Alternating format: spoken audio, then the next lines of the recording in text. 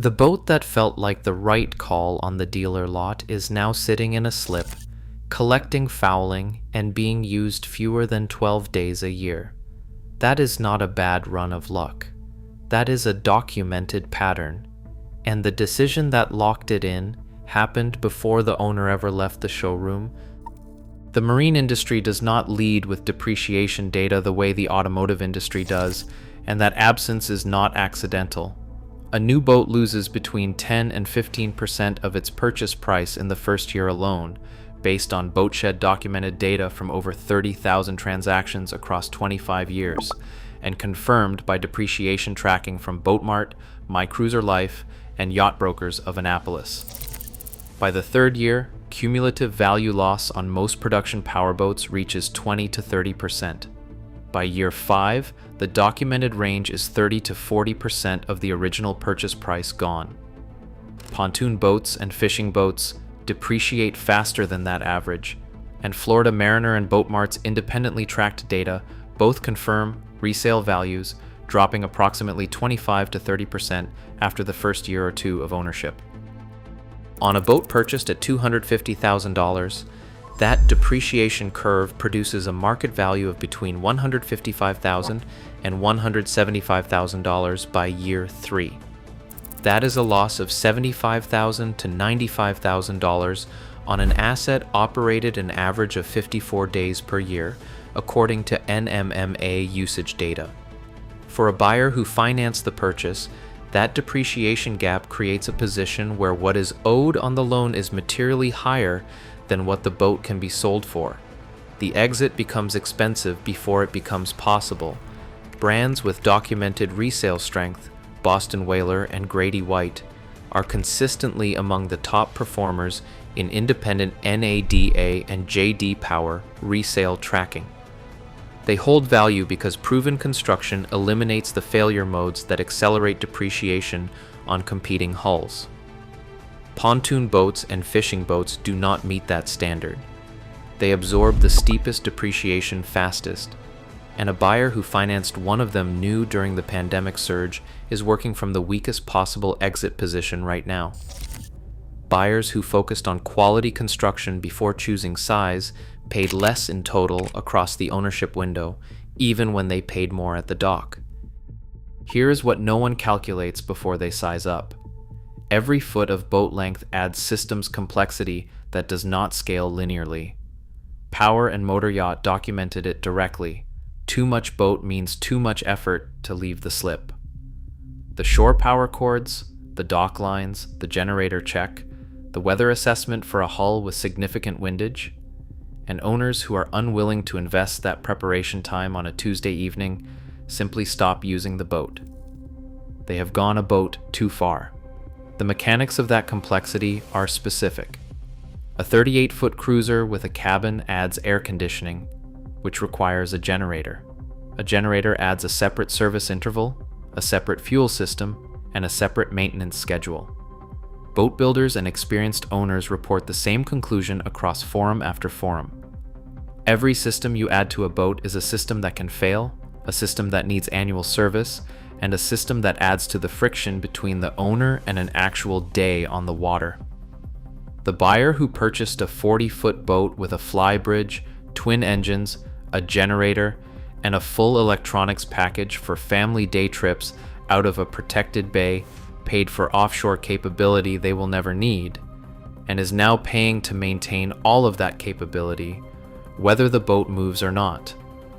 A single-engine center console without a cabin eliminates the generator requirement entirely, and by doing so, eliminates an entire maintenance category that was generating costs and complexity without generating any actual use.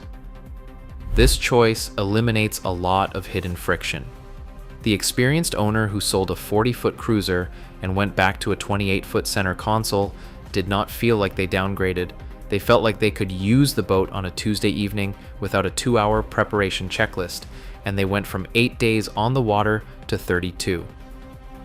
Marina slip fees are priced per foot of overall length. The relationship is linear and unforgiving. In coastal saltwater markets, annual slip fees run between $120 and $240 per foot of boat length in premium locations, as documented across boat calcs and multiple published marina rate schedules. A 30-foot center console is $3,600 to $7,200 a year in slip fees. A 45-foot boat with cabin in the same marina is $5,400 to $10,800. A 55-foot boat is $6,600 to $13,200 before electricity, water, or liveaboard fees, which can add 20 to 40% on top of the base rate. That fee runs every month, regardless of how many times the boat was used. A buyer who used their 55-foot boat 14 days in a year paid between $470 and $940 per outing in slip fees alone, before fuel, service, or insurance. The cost per use number becomes visible to owners quickly. Once it becomes visible, the argument for continuing to own a platform that was too large for the actual use pattern collapses faster than any single mechanical problem could produce. The NMMA documents the average American recreational boat as operated 54 days per year. First-time buyers purchase with optimism that significantly exceeds that figure. The reality that follows: weather windows that do not cooperate, scheduling friction with crew and family, and the mechanical readiness requirement that a larger boat with more systems demands before departure, compresses actual use well below the average for many owners in years 2 and 3. Power and Motor Yachts' documented observation from decades of industry coverage is explicit on this point. The boat that is too much for a casual Tuesday evening departure stops getting used, and a boat that stops getting used still runs the full cost of ownership every month. Insurance does not pause. Slip fees do not pause. The service interval arrives on the calendar regardless of hours accumulated. The buyer who purchased a 38-foot boat because they planned to run offshore found that their actual water, an inshore bay, an intracoastal waterway, a harbor, never required what that hull was designed to deliver. They paid for capability the geography made irrelevant. The buyer who purchased a boat with a cabin for overnight trips found the cabin added maintenance, added slip space requirements, added complexity, and that they used it for an overnight stay twice in 3 years. Motor and Keel's documented owner regret data confirms the pattern directly. Many owners regret buying a boat that is larger than they can comfortably handle, store, or maintain, and what felt like a natural upgrade quickly became a logistical burden that compounded every time the boat sat unused through a weekend of good weather, because nobody wanted to go through the full departure checklist for a 3-hour cruise. Stack the annual cost of a mid-size saltwater boat with twin outboards on a wet saltwater slip in a coastal market. Slip fees are $6,000 to $10,000. Engine service at 100-hour intervals is $1,500 to $2,000. Annual haul, bottom paint, and hull cleaning are $3,500 to $5,500. Insurance at 1.5% on a $250,000 hull is $3,750. Fuel for a realistic offshore season is $5,000 to $8,000. The 10% annual maintenance reserve, documented by Bankrate and Bloomberg as the industry planning standard, is $25,000.